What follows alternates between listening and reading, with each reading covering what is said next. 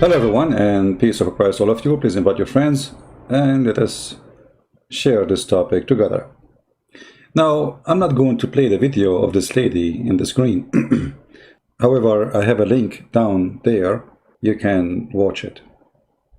Supposedly this lady, she claimed that when she was 15, she was doing Hajj with her family in Mecca. She was sexually assaulted. One grabbed her bum, and the other one, he grabbed her breast. Now, I'm not going to go into details if this is true or not. It might be true. It might be fabricated story. We don't know. However, by speaking about this topic, she opened the door for a lot of women to share their stories about what happened during visiting the Kaaba. So they make a hashtag in Twitter, the mosque me too. So speaking about women going to the Kaaba and get sexually assaulted during the Hajj. And look like there's a lot of women, they suffer from the same problem when they go to Saudi Arabia to practice the Hajj. But here the question is, why a woman, she want to go to such a place? Don't you know that in such a place you can get sexually assaulted? Look at this. This is a place have tens of thousands and small tiny square, especially during the Hajj. 5,000 people get killed by stepping in the top of them in one of the years in the Hajj, not long time ago. So why you want to go there? Why somebody want to take his daughter, she is 15 years old, to such a place? I don't understand the logic. So today I'm not going to really read and discuss the articles and those posts in Twitter about women speaking about what happened to them in the Kaaba, but we will discuss something more important. The tradition of the Kaaba is the tradition of sexual assault. Look at this. Look at this madness. So the problem is not that there is a perverted man, he touched you. The problem is that we have a religion, which is garbage religion, making things worse. This is the best place to spread corona. This is the best place to spread sexual assault. Someone might say, well, there's some Christian priest, they do the same. They do like they are child molester, or even some maybe they do bad things with women. This is true. But the church, it's not that crowded, will give a chance to a man to molest a woman. And if a woman, she got something happened to her, she can report this guy and expose him, and everybody will spit in his face. But in such a place, how you can report anyone? This God who come with this idea that we have to do Hajj, don't he knew that time will come and we will become billions? But going back in history, we should know that the Hajj always was a sexual practice. As an example, if we go back, we will notice that Muhammad, after he took Mecca, took him very good time before he announced that nobody can walk around the Kaaba naked. And what kind of religion was practiced around the Kaaba where people go totally naked? What is exactly they used to worship in this Kaaba? And here we go back to the roots of this religion.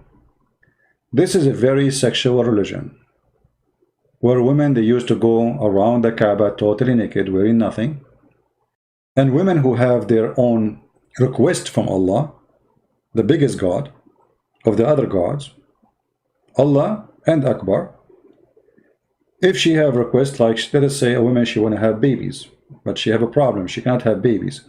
So when they have their period, they go around the Kaaba, and then they stand in the front of the black stone, and they touch their private part, and then they take the blood from their private part and they place it inside the black stone. And then the man, he come after that, and he insert his private part inside the black stone and praying to Allah that the woman, she will get her fertility. In other words, we can say that Allah is another version of Baal, the god of fertility. Actually, if you go in the Quran, you will notice that Allah, he was in competition with Baal, for he is claiming to be the god of fertility.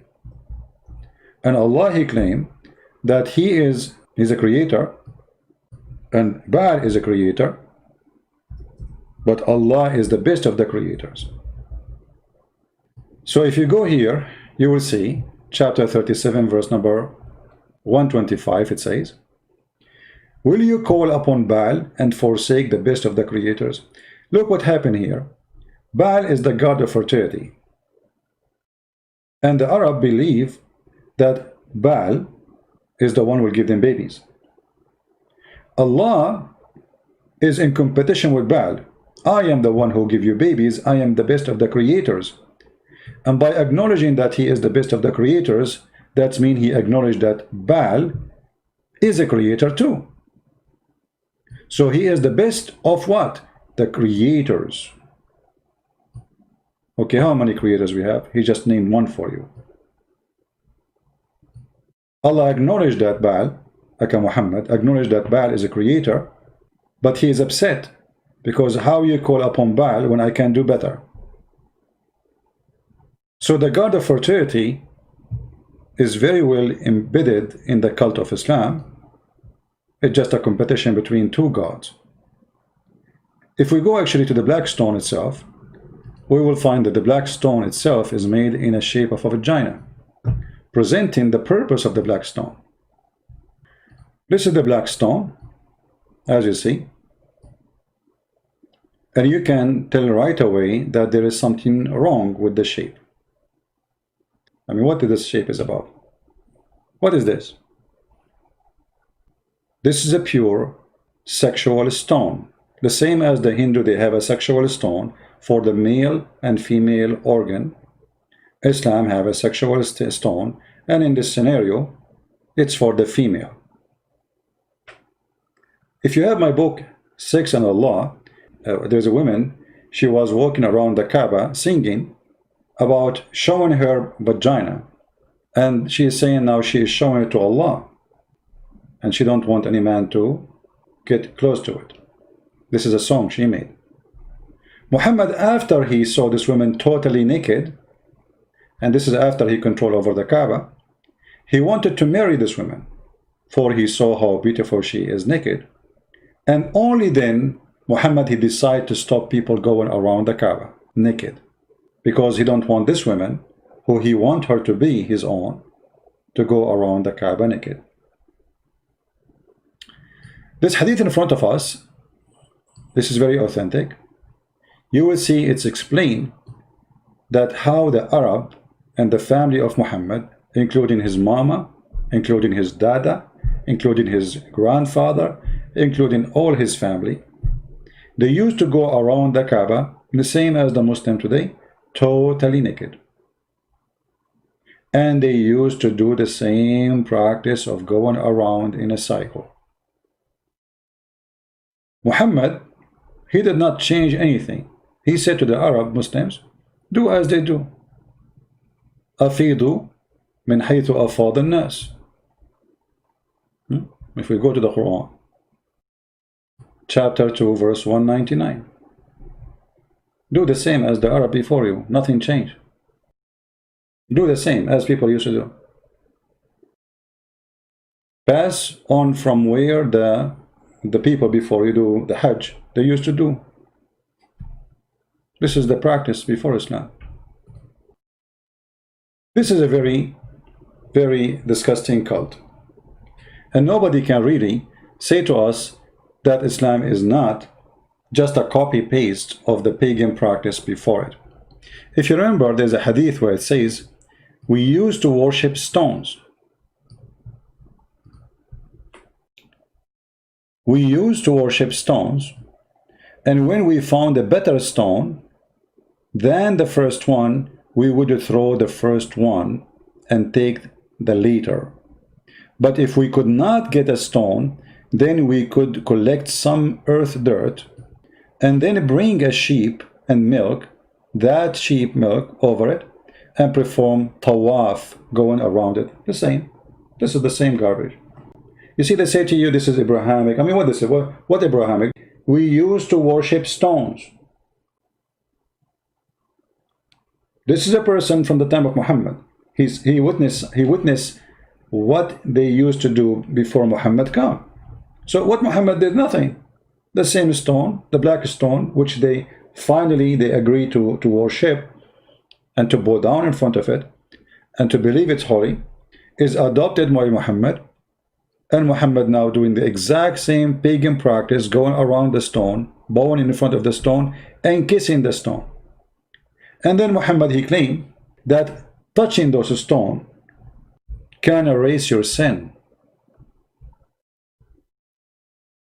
It was narrated that a man said, "Oh, Abu Abdul Rahman, why do I only see you touching those two corners?" He said, "I heard the Messenger of Allah saying, touching them erase sin." Do we need more proofs that this is a pagan ritual practice of a man he have nothing to do with God? How we touching stones, that will erase our sin. Even Muhammad, he go farther. He claimed that the black stone is the right hand of Allah. Muhammad even claimed that the black stone is going to have eyes and mouth and is going to witness for the Muslim in the judgment day. The Messenger of Allah said about the black stone, by Allah will raise it on the day of resurrection with two eyes by which it sees and tongue that it speak, with testifying to whoever touch it in truth. So the Muslims believe that this black stone is a living stone. In different hadith, Muhammad, he says it is the right hand of Allah. Actually, as long as I mention this, let me see if I can find the reference so Muslim will not say, how come he did not show this hadith? You know them. We show all the reference, and yet they say he's lying. And for sure, the Muslim, they will say to you, oh, this is not accepted hadith, etc. As usual. Here we see the reference. The book is Majma' al-Zawaid, volume number 3, page number 242. Here it says, Al-Hajar al-Aswad, Yaminullahi fil ard. It is the right hand of Allah in earth. And the other hadith, it says, هو يمين الله عز وجل يصافح بها خلقه. So it is the right hand of Allah. He shake hands with it those who he created them. You know, and he is saying here that this hadith, the last one, is sahih, for it is, and the men of the hadith are trustworthy. The first hadith, the one it says the black stone is the right hand of Allah on earth, is rejected. The other one, which is reported by At-Tabarani, where it says it is the right hand of Allah and he shake hands with it, and then he says, and this is reported in the book of Majma' al-Zawaid, page number 3, page number 242, and the one who reported this hadith, Abdullah ibn Mu'ammil, and he is trustworthy, and Ibn Hibban said he might make mistake, you know, but all the men in the hadith are trustworthy and sahih. And always, you know, you need to ask yourself, those things, they don't come from the middle of nowhere. Obviously, there's roots of them to believe that the black stone is the right hand of Allah. I mean, how, regardless if it's true or not, how they come to this conclusion. You know what I mean? As we say, there's no smoke without fire. I mean, when you have a smoke, you have a fire. Obviously, something is burning. And the Muslim cannot reject that Allah, he have hands. Like as an example, if you go in the Quran, you will see the Muslims always, they come with their own false translation, and we can give you many examples. Like the Quran, many places it says Yaday Allah, the two hands of Allah, the two hands of Allah. In the translation, they don't put the word two hands of Allah, they put authority, they put, I mean, they put everything except the word which is speaking about the two hands of Allah. As an example, if we go, believers, don't push yourself forward in presence of God and his messenger. Okay, nothing here mentioned about hands. Anyone see the word hands? We don't see it. No hands, nothing. If you read by yourself from now until the coming year, you will not see the word hands. What happened to the word hands? Let us change the translator. I will do it in the front of your eyes. This is Khan. Let us see Shakir. What will happen? No hands too. Nothing changed. Let me open different website. So maybe we can make miracles happen.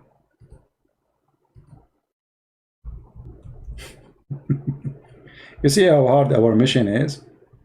We are not debating about a cult. We are fighting deceptions all the way to the bones. This cult, based on deception, everything run in it is nothing but pure deception. Nothing. Period. This is Quran.com. All right? Let us try our luck.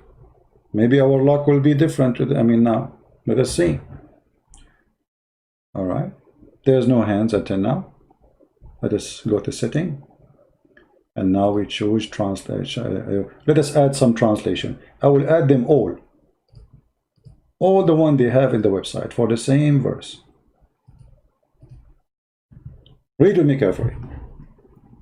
Dr. Ghali, Dr. Muhammad Ghali, do you, O who believed, be not forward before, literally, between the two hands of Allah? How come every single translation, the word hands of Allah is gone? Do we have to struggle, go translation after translation after translation, searching everywhere? Not a single one of them is truthful. And I think this guy is a liar too. He did it by mistake. Did you notice? And look what he said. Literally.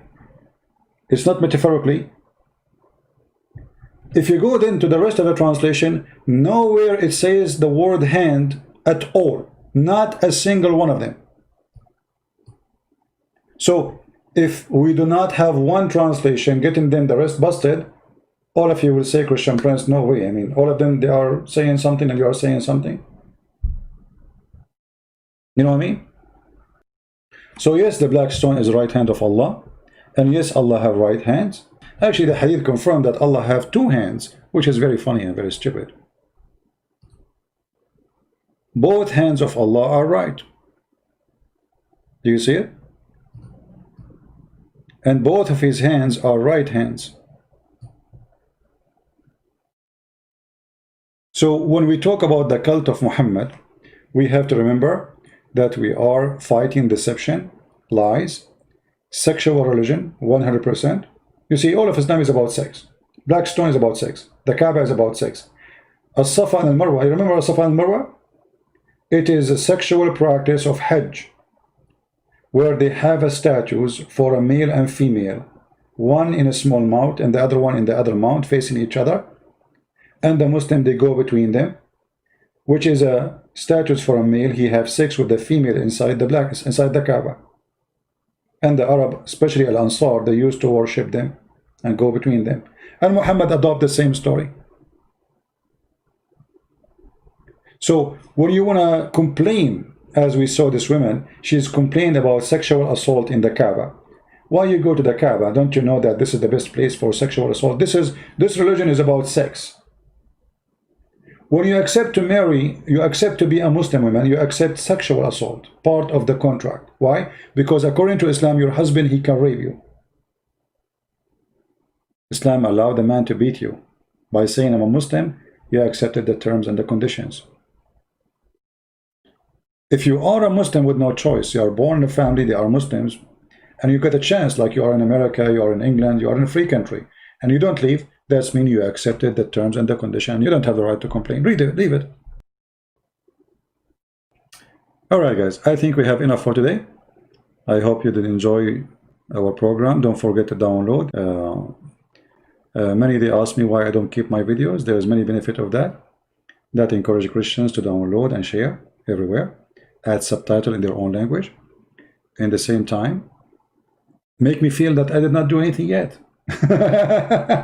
Because I look at my shelf, it's empty. I mean, what is my videos? Yes, they are not in my channel. I want them to be in your channel. I want you to help yourself and receive the blessing of the Lord by saving the life of somebody.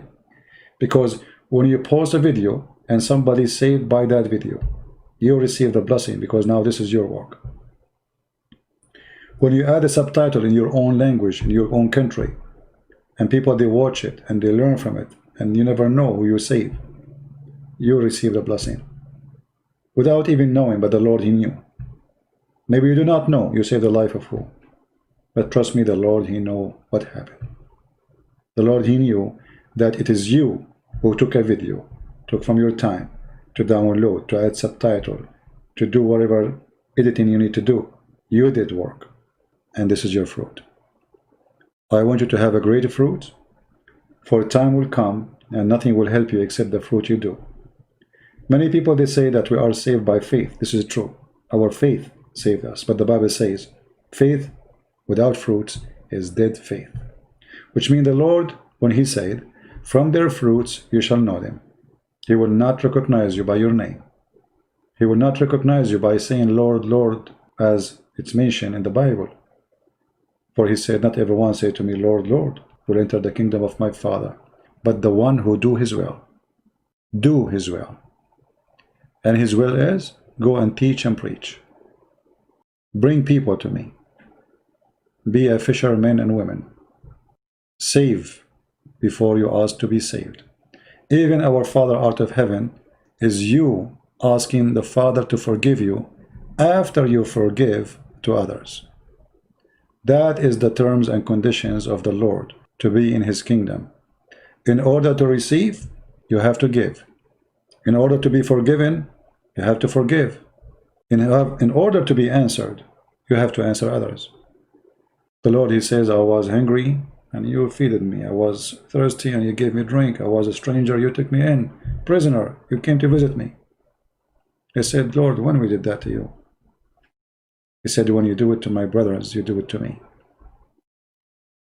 So every good fruit you do it to someone, the one who receive it is the Lord. It's not even that person. That person is a receiver, yes. But the real receiver, the one who receive your work, is the one who created you, your creator. So I encourage you all to do good work, and sometimes the hard work is done by somebody else. Like now, my work is so easy compared to what Paul and Luke and Mark and all the great disciples they did. They paid their life. They crucified them upside down. They did feed them to the animals to eat them alive. So we cannot compare really what we are doing to what is done by the great Christians before us. Can we do little of what they did? Just little? If you cannot do the little, ask yourself, so why you call yourself Christian? And what is a Christian about you? So I encourage all to be partner with us in what we do. Download the videos, add subtitle, share the books, help people who need help, invite people here to our channel, invite Muslims to debate us. For all of this will help us for the glory of the Lord, not for the glory of Christian Prince. Christian Prince, he have no glory for a very simple reason. None of you knows who is this guy. The Lord, He says, if you give with the right hand, don't take the other hand, no. None of you know who I am, and I receive no glory of myself. People talk about me, but who is me? They don't know. No glory, but a glory to the Lord. I want to say thank you all, and I want to say thank you for those who support us by donation too. We appreciate you. And again, reminder, if somebody contact you, ask you for donation in my name, never send any money in my name to anyone. I don't have PayPal. I don't have any other account besides Patreon, the one you see on the screen. And I will not send you text messages or in Skype or anything to ask you for donation. All my work is for free. Those who donate, they are not receiving a special treatment. My books is for free, and all my work is for free. So donation is just to support what I do. It's not a privilege for those who make a donation. It is good people who believe that they should support me, and they do. But we don't treat them differently. So if you are a poor person, I invite you to subscribe to Patreon, because who said you have to donate? Most of people who have in my Patreon, they are not donating people. So I invite you to subscribe there, so you can receive update when we will go live, because most of the time YouTube don't even send notification. You don't have to donate a single dollar. You don't need to, unless you love to. Our work is open for all, and I love you all. The poor, the rich, the one he have, and the one he don't have. We are a family, and we are not a business. Thank you for being here. May the Lord bless you. Until we see you soon again.